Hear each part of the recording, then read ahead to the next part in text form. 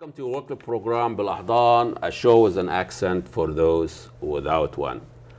A lot of us now been trying to figure out what's going on in politics once this lunatic came to the White House, Donald Trump. We haven't figured him out yet. He hasn't even figured out himself. So all politics are local, or as someone once said. So we turn now, everybody just give up on this guy, let him in his towers, and he's running around in his golf tournament, improving his handicap, and I think his handicap is not in golf. But anyway, so everybody's turning to their congressman, and here in Congressional District 3 here in Eden Prairie, Minnetonka, and that area, we have Erik Paulson. He's hiding somewhere, and constituents have been trying to get a hold of him and having a town hall, and he's refusing that. And there is a protest demonstration almost every week in the front of his office. I went to cover 2-3 of those rallies, and last time I met a very energetic young activist. We have here Clara Severson. She is a co-chair of the Indivisible, and this is a group of like citizens. Active, try to hold their congressmen accountable for their constituents. And welcome to Bil-Ahdan, Clara. It's very nice. We met a couple of times. You are a troublemaker. Let's get this out of the way. Don't let people be fooled by this Scandinavian nice, Minnesota nice things. You are fierce, and your group is insisting on holding congressmen, and especially Erik Paulson, accountable for this guy's been voting Trump since Trump came, and this is run. This is he got a lot of attention before as a moderate, and everybody was full of love with it. He won 2-3 terms now. Tell us a little bit about the Indivisible, the group you founded, and why you picking on our Congressman Erik Paulson. Sure. Well, thank you for having me. This is a fantastic experience. I'm happy to talk about Indivisible. What we are is we are a grassroots organization. We are not official by any means, but we are in CD3 putting pressure on our Congressman Erik Paulson. The reason for this is I think everyone who is about moderate to the left of the political spectrum woke up on November 9th feeling like they got hit by a truck. I know I did. It was one of the worst realizations, waking up and realizing that Donald Trump is president. So then we have to think, what comes next? Well, our Congressman Erik Paulson. Around January, we figured out Erik was not going to stand up for his constituents. He campaigned on being a moderate. He is labeled as being just the nicest guy, which is great. I'm sure he is a really nice guy, and he's go fishing with him, whatever. Yeah, absolutely. He's a valuable member of our community, but as a representative, he is not representing his constituents. We are a district that voted for Hillary Clinton, and we also voted for Erik Paulson. The best I can assume is that most people thought Hillary Clinton was going to get elected, so they wanted to put Erik in office to put a little balance. Yes, exactly. And what ended up happening is we have Trump, and then we have Erik. And it's really frustrating that Erik likes to call himself a moderate, because he has a 100% voting record with Donald Trump. This includes the horrible health care bill that the GOP put forward that was so bad that their own party couldn't get behind it. Yet minutes before it was pulled from the floor, there's Erik Paulson speaking in complete favor of this bill. That's the most disgusting 3, 4, 5 minutes you can see them before that bill. It was really a sellout for whatever he was saying to us here and he was saying there in Washington. It is, and there are two scenarios here. Number one, he believes this. He believes that he is doing the right thing. Or number two, he doesn't want to get on Trump's bad side because Trump has Twitter. And we all know that Trump is more than happy to threaten his own party as well. Either way, Erik isn't standing up for his constituents. He is not being the representative that Minnesota's 3rd Congressional District needs. You know, this is not just in Minnesota. I mean, this is going all over the Right. United States, and a lot of Republicans not meeting with their constituents, and Right. They're coming up with all sort of excuses. Of course, his excuses when you see him on talk shows, Fox Friends, when you see them explaining why he's not meeting his constituents, he has his own reasons. You know, I'm busy. Right. I do my own town halls online or phones, which I don't think the media take him on that. There is no probing and find out what do you mean online, or I mean, is this a town? So Yeah. address that to him. For the people out there, they don't understand what's the big deal. Yeah, okay, so as a representative, they have a responsibility to speak to all constituents, not just the ones that agree with them. That is what being a representative means. So Erik goes on to these media channels, and he talks about how he's done hundreds of town halls, but it's just not true. He hasn't done a formal town hall publicized meeting with constituents since 2011. And that's how town hall is held. That is what a town hall Announce a is. place and time. Yes, yes. It is an in-person meeting where constituents get to ask their representative questions face to face. They get to see how he responds.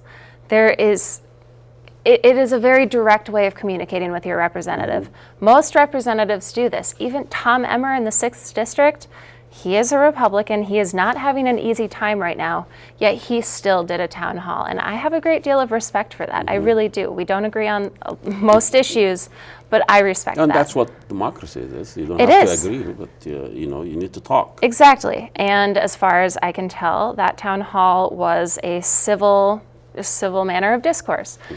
So Erik likes to do telephone town halls. I still don't know how that works. That's the thing, is they're not town halls. They're robocalls.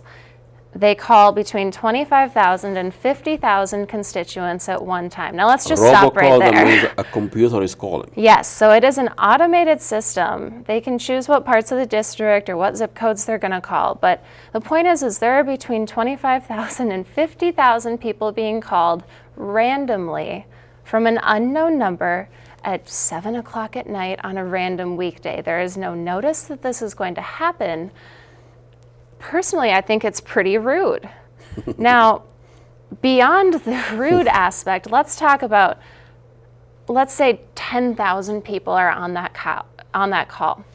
How do I know that my question is going to be asked in the way that I would like it to be asked? Because those questions are pre-screened.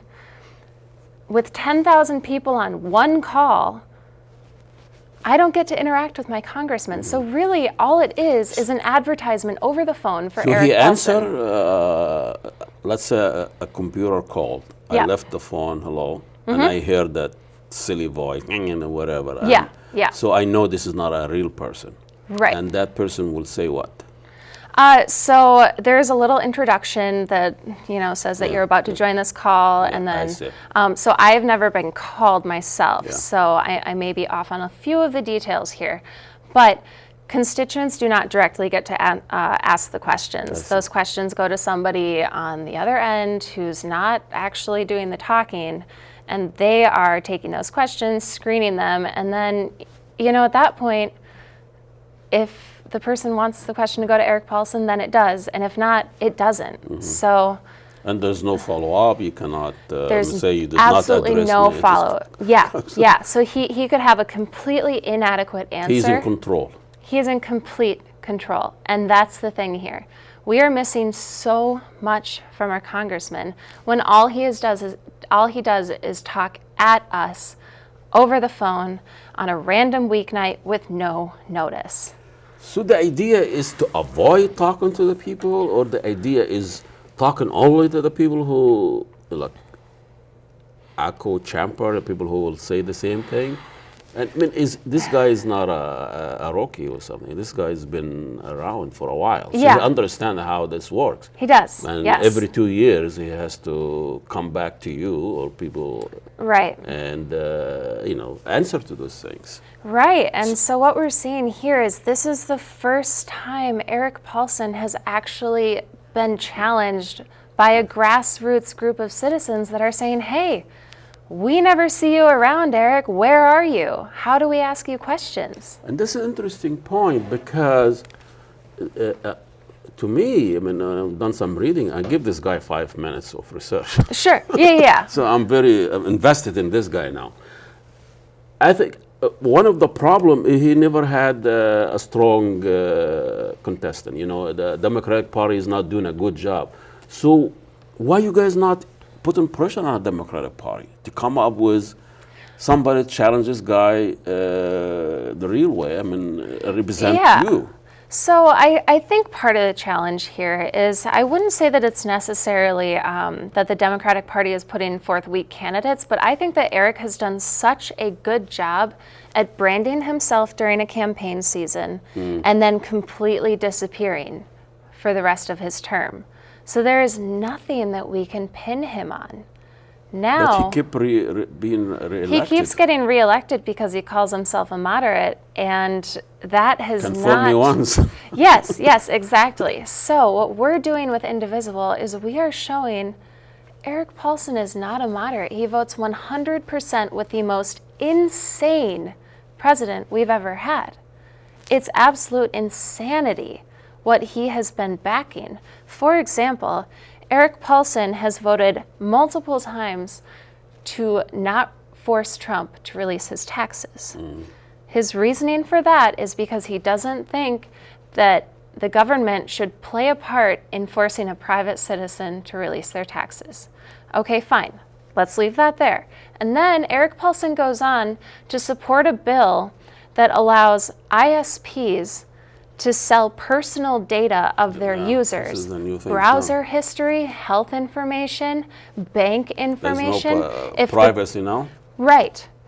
So it's really odd that Erik Paulson is going to great lengths to protect the privacy of a corrupt president, yet he is absolutely just fine with giving up the privacy of his constituents. It makes no sense, and it's a very self-serving way of representing.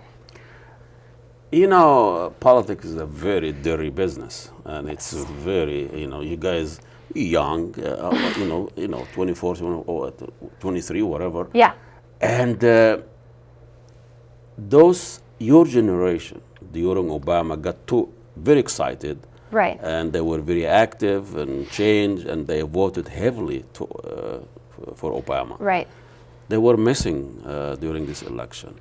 Yeah. In some way, and they are busy, shopping malls and iPhones. They given up in a way, given up on political activism and all of that. Sure. But you are there. You are co-chair of a very interesting group, citizen group. Yeah. Tell us where it is coming from. I've always been very, very interested in politics, but I think like many people, I got so wrapped up in being a loudmouth online, but not actually translating that anger into doing work in my community. A keyboard warriors. Yes, exactly. And that's great, and it works for some people, but at least for me, I felt like I had to do something, and I know that my co-chair Jenna feels the same way. We just cannot, we can't sit idly by, and those are the kind of people that we have in Indivisible CD3, is people who are standing up and saying, I can't take it anymore. This is a disaster for our country. And the Indivisible, I know CD3 will be local here. Is this a chapter? Yeah. There is a national umbrella of some sort? Yes, so we are based on the Indivisible Guide, and that, I would say, is a national umbrella it's a guide that was written by former congressional staffers who are talking about the most effective ways to influence your representatives. I see. So we are taking what is in that guide and putting it into practice and turning it into something that works for our district. So we aren't taking directions from a national group. We have guidance from the guide, but nobody else is overseeing what we do. We work with the people in our district to figure out what is going to be most effective in our community. When you go to the Erik Paulson's office, they know you by now. You're not a you're not a welcomed guest or constituent there. So what's your relationship with them? I mean, how do they meet you there? Yeah, in the beginning, I did put some effort into trying to be a calm, rather reasonable voice in the office. And there are some staff there that are easier to get along with than others. Most of the time, I've been interacting with one particular staff member who has shown a great amount of disrespect for the opinions that we bring into the office. He's made it very clear that he thinks that Erik Paulson has a mandate, so he can do whatever he wants. What did that mandate come from? Well, the district He was says for Hillary. that because Erik got elected in 2016, that he can do whatever he wants. So it seems to me that the people in that office are under the impression that constituents only get to engage in local politics during elections, but we don't believe that. That's not true. No. So we are out there protesting. We go to his office very often. We call the office constantly. We're going to the media. We're doing everything we can to participate in our local politics. And unfortunately, our experience in that office is very, very bad, at least for me.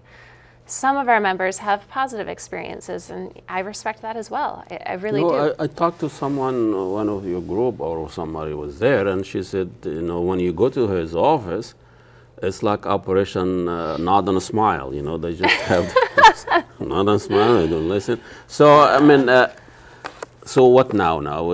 You still have 1 year almost to do this. Yeah. Do you see this is going to continue that, or at some point you're going to meet?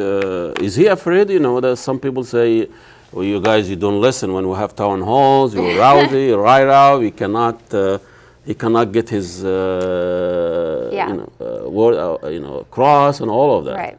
So let's start with why people get rowdy at these town halls.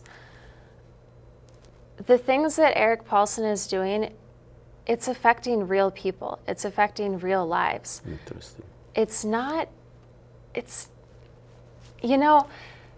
You've got somebody who's coming to his town hall and she has cancer.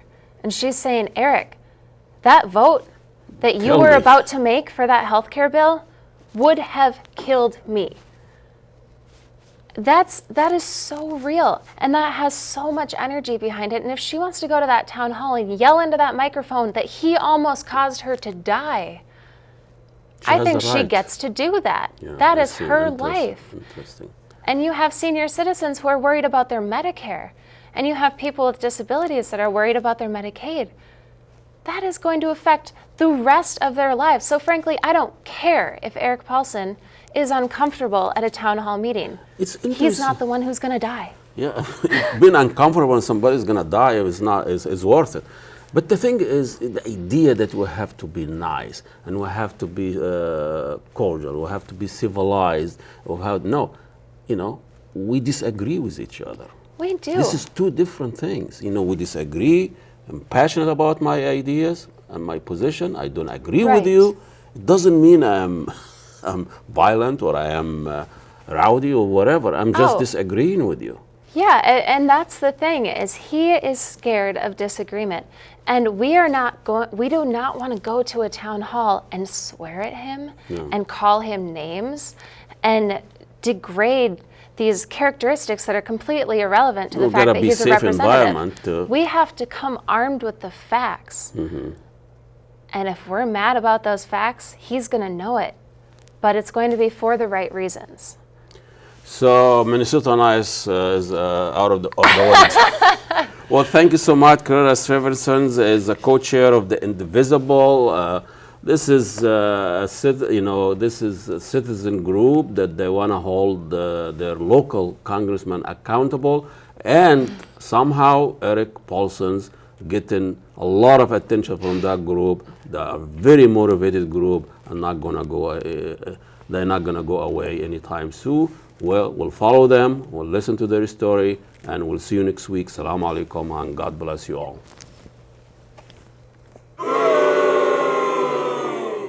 In the front of Erik Paulson's office here in Eden Prairie, a group of people from the Indivisible District 3 organized a protest to show that they are listening.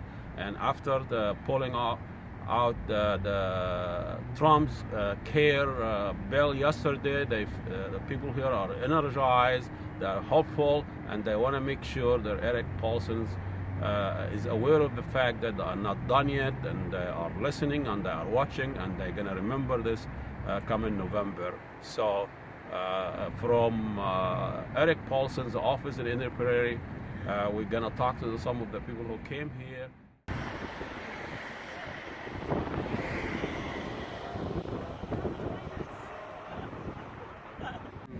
Tell us Sure. a bit about the Indivisible, because those are the most active these days. Yeah. My name is Clara Severson. I co-chair Indivisible CD3, and we are a group of seasoned and new activists that are working to hold our representative accountable, because he's not listening to us right now, and we need to make sure that we have a voice in our Congress.